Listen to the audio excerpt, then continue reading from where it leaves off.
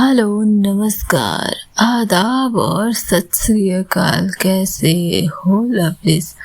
ये तो आप कमेंट में बता ही दीजिए। और चलिए स्टोरी की शुरुआत करते हैं। स्टोरी का नाम है जुनूनियत।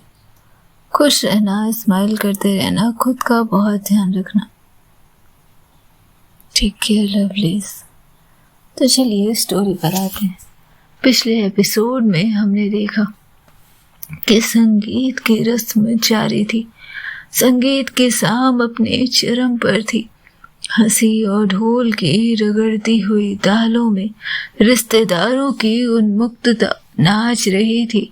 लड़कियां फर्श पर महंगी साड़ियों में गिरे घाघरे के साथ थिरक रही थी और पसीने से भीगे माथे पर मौज की एक मीठी परछाई दौड़ रही थी। तभी माइक की सरसराहट उभरी। सभी रुक गए, ठहर गए।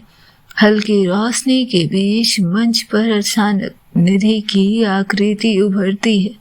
उसके चेहरे पर एक अलग चमक थी जो न साज में थी न श्रृंगार में।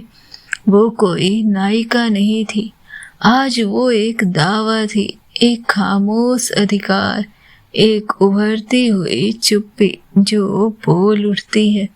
निधि ने धीरे से कहा, अब वक्त है एक खास जोड़ी के लिए, एक खास पल का कपल डांस। सूरज हुआ मध्यम पर।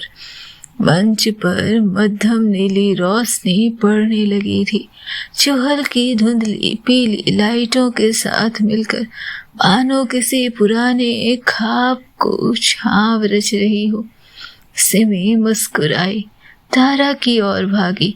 चलो, आप और सिद्धांत जीजू को स्टेज पर जाना है और रंग जमाना है। तारा हंसते हुए सिद्धांत का हाथ पकड़ उसे मंच की तरफ लेकर जाती है। तालियों की गड़गड़ाहट से स्वागत हुआ था। आंचल की सीटियों ने इस पर चार चांद लगाई थी और सिमी का चेहरा अब आंचल की ओर था। वो लगभग उसके हाथ की तरफ बढ़ी ही थी कि जैसे हवा का रुख ही बदल गया। निधि सामने थी। आंचल को बस हल्के से अपनी कलाई पर कुछ महसूस हुआ, एक हल्की पकड़, और अगले ही पल निधि ने उसे अपनी ओर खींच लिया था। धीरे, बहुत धीरे पर अडिग। मंच पर सब थम गया। सूरज हुआ मध्यम पर एक बार फिर से थिरकने लगे थे। गीत की पहली लहर फिजा में घुली और एक स्पॉटलाइट आंचल और निधि पर भी पड़ने लगी। आंचल खुद को निधि की बाहों में पा रही थी और ये उसके लिए किसी भी सिचुएशन से अधिक एक उत्सुकता भरा पल था। चारों ओर की लाइटें धीमी हो चुकी थी और बस दो गोल स्पॉटलाइट उस मंच पर बिखर रही थी। जहां एक तरफ तारा और सिद्धांत की जोड़ी उस गाने पर एक दूसरे के करीब थे, वही एक और स्पॉटलाइट निधि और आंचल की तरफ थी। निधि के हाथ आंचल की कमर पर टिके हुए थे, उसके चेहरे के बेहद करीब उसके सांसों की गर्माहट आंचल के गालों पर समुद्र की लहरों की तरह चल रही थी, कभी बहुत तेज और कभी इतनी मध्यम कि पहुंचना तक मुश्किल हो जाए। आंचल की आंखें पल भर को झपकी थी। वो क्या था ये? दावा, तमाशा या किसी ऐसे ख्वाब की जिद जो अब जागने में भी पीछे नहीं हटना चाहता था। निधि ने हल्की मुस्कान से फुसफुसाया, डर रही हो? और आंचल धीरे से, तुमसे? निधि गहरी नजरों से, मुझसे तो तुम बहुत डरती हो आंचल। यहाँ मैं पूछ रही हूँ कि तुम्हें खुद से डर लग रहा है। आंचल की नजरें नीचे थी, होठों पर हल्की मुस्कान उभर आई थी। और वो निधि को अपनी तरफ खींचती है।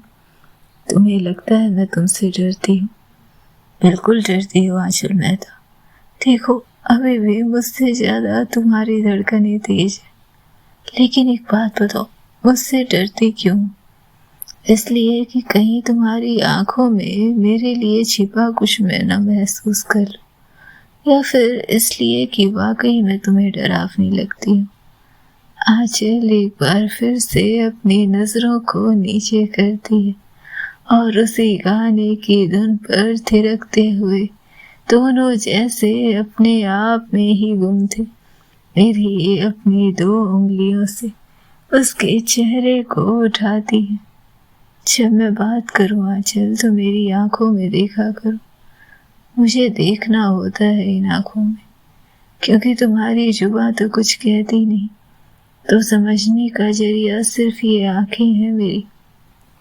कदम थिरक रहे थे पर लय कहीं भीतर थी। निधि ने आंचल को धीरे से अपनी ओर खींचा।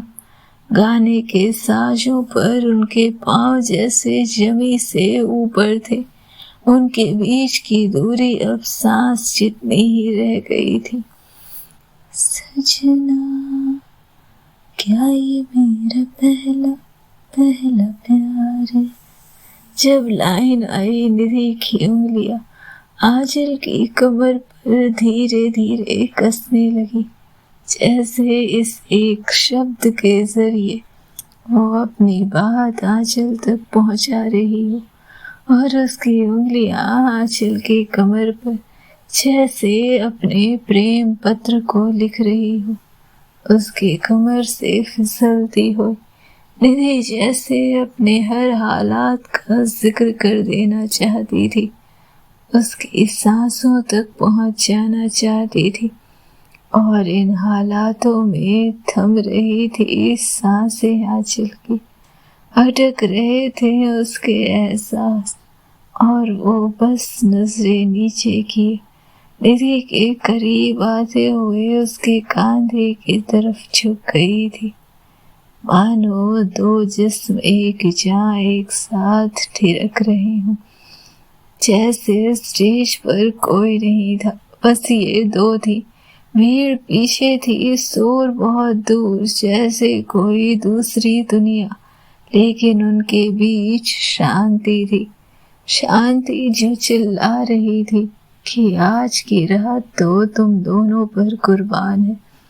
निधि की हथेलियां आंचल के चेहरे के पास आई, उसके गालों को हल्के से छुआ, जैसे कुछ लिखना नहीं, महसूस करना चाह रही हो। रातें जैसे और लंबी हो रही थी, संगीत की वो सर्द लहर जैसे दोनों को लपेटे हुई थी और वो गर्माहट पेश कर रही थी जो शायद अग्नि में भी ना हो। आंचल की पलकें झुकी रही। निधि ने उसके गाल के पास झुकते हुए कहा, 7 फेरे नहीं, बस एक और कदम आंचल में था और मैं तुम्हारी हमेशा के लिए। तालियां नहीं बजी, शोर नहीं हुआ, जैसे बस 2 दिलों की हदें टूटती चली गई थी। और जब गाना खत्म हुआ, निधि और आंचल एक दूसरे के इतने करीब थे कि रोशनी को भी बीच से हटना पड़ा था। आंचल की पलकें झुकी थी, शब्दों की तबीयत उसके गालों पर जैसे रह गई थी। 7 फेरे नहीं, बस एक कदम और मैं तुम्हारी। निधि की वो फुसफुसाहट, शब्द कम, संकल्प अधिक लग रहे थे और कमरे में लौटते वक्त आंचल के पैरों में कंपन था। बदन तो सीधा चला आया था कमरे तक, मन कहीं पीछे ही अटका रह गया था। निधि के उस एक झुकाव में, उस एक लम्हे की सांसों में, जिसमें वक्त जैसे कई पलों के लिए ठहर गया था। दरवाजा बंद हुआ, मगर भीतर कहीं कुछ खुलने लगा था। दूसरी ओर हॉल में तारा ने निधि को धीरे से कोहिनी मारी। आंखों में वही शरारती चमक जो अक्सर किसी गहरे राज के दरवाजे के पास होती है। तो क्या बात थी उसे कदम की? तारा ने मुस्कुराकर पूछा और निधि ने हंसते हुए घबराहट छिपाई थी अपनी, पर उसके गाल की लालिमा तारा से कुछ नहीं छिपा सकी। कुछ नहीं, बस यूं ही। कुछ नहीं। तारा ने मुंह बनाकर हाथ जोड़ लिए। कम से कम अपने कपल डांस पार्टनर से तो मत छुपाओ। देख रही थी मैं, वो तुम्हें देखकर सांसें रोकना और तुम्हारा धीरे से पास आना। हाय, रोमांस तो छत से टपक रहा था मैडम। निधि ने मुस्कुराकर सिर झुका लिया, पर उसके भीतर कुछ सिहर उठा था। उस सिहरन में इकरार का स्वाद था, कच्चा, नया और डरा हुआ। कमरे में आंचल जब खिड़की के पास आकर खड़ी हो गई थी, सामने रात का स्याह आसमान था और भीतर उजाले से जूझता दिल। निधि की फुसफुसाहट अब भी उसके कानों में गूंज रही थी, जैसे कोई गुप्त धुन बार बार खुद को दोहरा रही हो। उसने अपनी सांसें रोकने और थामने की कोशिश की, नियंत्रण में लाने की बेतोड़ कोशिश की थी उसने, लेकिन बदन बेवफा था आज। हर धड़कन में वही स्पर्श गूंजता था। निधि का झुकना, उसके गालों के पास सांसों की गर्माहट, वो एहसास जो शब्दों से परे था मगर देह की रग रग में बह रहा था। नो आंचल, नहीं। लेकिन मन जैसे उसके खिलाफ खड़ा हो चुका था आज। एक कदम, बस यही शब्द उसके भीतर बार बार किसी शंखनाद की तरह उठ रहे थे। और वो डर कि अगर निधि दोबारा सामने आ गई तो वो बांध जो उसने बड़ी मेहनत से बनाया था, जो उसने संभाले रखा था, वो बांध आज टूट जाएगा। उसकी उंगलियां कांप रही थी। उसके भीतर एक औरत थी जो उस बांध को बचाना चाहती थी, पर एक और औरत थी जो उस बांध को तोड़कर बह जाना चाहती थी, सिर्फ निधि की ओर। सांसें और तेज होने लगी। आंचल ने खुद को रोकने के लिए खुद से लड़ाई शुरू कर दी, लेकिन ये लड़ाई बाहर की कहाँ ही थी। ये भीतर की जंग थी, जिसमें हथियार कोई नहीं, बस एहसास थे, तेज, नुकीले, पिघलते हुए। उसके पैर ने खुद को दीवार से टिकाया। मन ने कोशिश की थामने की, लेकिन दिल ने धीरे से कहा, भाग मत, बात मान ले, बात समझ ले। और इजहार। वो कांपती हुई छत की ओर बढ़ी। शायद वहीं कुछ ठंडक मिले या खुद को फिर से इकट्ठा करने की जगह। छत पर पहुंचकर उसने चांद को देखा। ठंडी हवा थी, लेकिन भीतर की आग से कुछ ठंडा नहीं हो रहा था। उसने खुद को बाहों में समेटा, शायद किसी और की बाहों की जगह, शायद निधि की बाहों की जगह। एक लंबी सांस ली उसने, लेकिन वो सांस भी अधूरी थी, जैसे कोई नाम अधूरी कविता में अटका हो। उसने आकाश की ओर देखा और फिर मन ही मन कहती है, निधि, अगर तुम फिर से आ गई तो शायद मैं खुद को ना रोक पाऊं। शायद जैसे कोई बांध दरकने को हो, जैसे कोई कबूलनामा चुपचाप आकार ले रहा हो। और उधर निधि कमरे में पहुंचती है। कमरे में आंचल की अनुपस्थिति ने उसे बता दिया था कि आज आंचल को उसने कुछ ज्यादा ही अनकंफर्टेबल किया था और वो छत की ओर देखते हुए सोचती है, पक्का वही होगी। कदम धीमे थे और दिल बेकाबू, जैसे वो खुद आंचल का सामना करने से बचना चाह रही थी।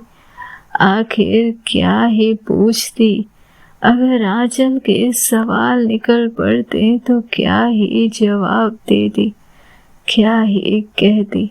इजहार तो उसके भी होठों से नहीं होना था। छत पर हवा कुछ अलग सी थी उस रात, ठंडी बुझी बुझी और थोड़ी उलझी हुई, जैसे किसी ने सवालों को आकाश की चादर में लपेट कर छोड़ दिया।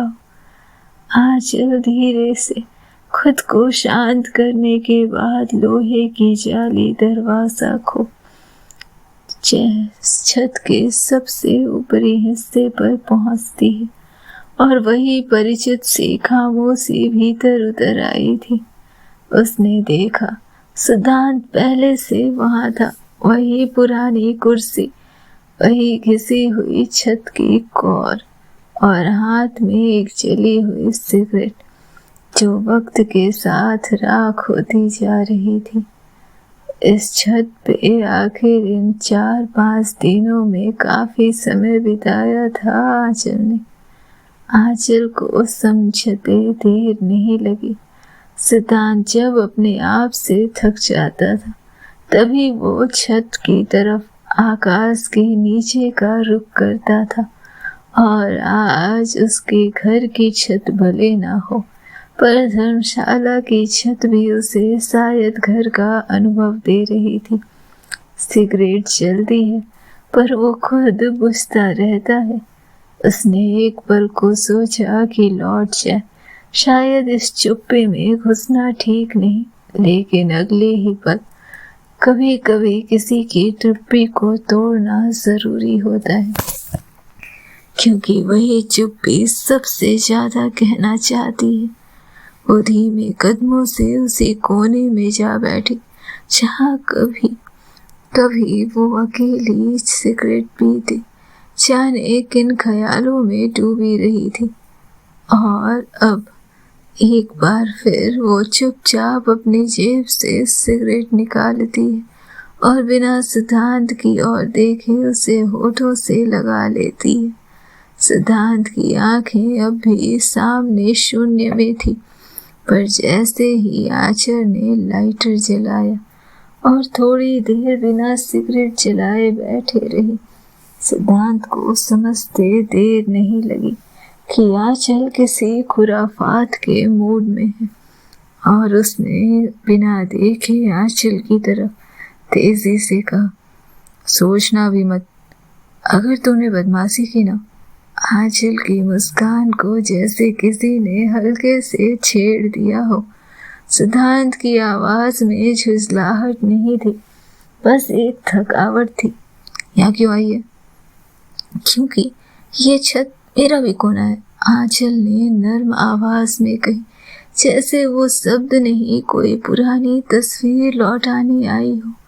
और सिद्धांत चुप रहा। सिगरेट का धुआं अब आसमान में घुल चुका था और आंचल ने नजरों से नहीं, बस चुप मुस्कान से उसकी तरफ देखते हुए पूछा, टेंशन में क्यों है? सिद्धांत ने पहली बार उसकी तरफ देखा। आंखों में थकावट की जगह एक बेचैनी थी। तू डॉक्टर है या फिर मनोवैज्ञानिक जो टेंशन पूछ कर उसे सॉल्व कर देगी? आंचल मुस्कुराती, मैं दोनों हूँ। मेरी कमजोरी और मेरी ताकत का अंदाजा तो तुम लोगों को है ही नहीं। अब बताओ। एक क्षण की शांति और फिर सिद्धांत ने सिगरेट का एक कस लेते हुए कहा, पता नहीं, शादी का सोच कर डर लग रहा है। आंचल हंसती है, बेफिक्र हंसी। वो वही हंसी थी जो दिलासा भी देती थी और तंज भी करती थी। हद है, कौन सी तुम्हारी पैरी वाली है जो कि तुम इतने डिस्टर्ब हो? तुमने एक शादी कर ली है, तो टेंशन मत लो। सिद्धांत का चेहरा एकदम से सख्त हो गया और आंचल को भी लगा जैसे उसने इस बार तो लिमिट क्रॉस कर दी थी। वाह, हंसी आ रही है तुम्हें? यही बात है जो डर लग रहा है। जानता हूँ ये पहली बार नहीं है, तभी ज्यादा डर लग रहा। पहली बार न खुद खुश रह सका न सामने वाले को रख सका। अगर इस बार भी कुछ वैसा ही हुआ तो, अगर मैं तारा के साथ भी सही नहीं रह सका तो। आंचल कुछ पल उसे देखती रही, फिर उसने अपनी सिगरेट बुझा दी और धीरे से कहती है, दोनों रिश्तों के बीच तेरे साथ एक अच्छी बात पता है क्या?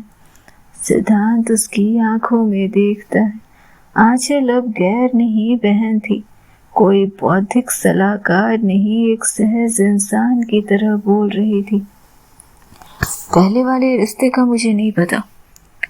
पहले वाला रिश्ता शायद कंफ्यूजन था तेरा, पर यहाँ तारा भाभी तुझसे प्यार करती है, वो तुझे भी पता है। यहाँ तू लड़खड़ाएगा भी ना तो वो तुझे संभाल लेगी। वो पास सरक आई, उनकी कोहनी हल्के से टकरा रही थी। अब हम जिनसे प्यार करते हैं ना भाई, उनके साथ तो हम समझौता कर ही लेते हैं, मगर अगर कोई हमसे प्यार करे ना, वो तो हमें खुश रखने के लिए जो भी कर सकता है करता है। और वहाँ बस हमें उनके उन जहोजत का हिस्सा बनना है। उन्हें अकेला ना छोड़ने का नाम ही है प्यार। तो बस तारा भाभी तेरे लिए हर एफर्ट करेंगी, क्योंकि वो तुझसे बेइंतहा मोहब्बत करती।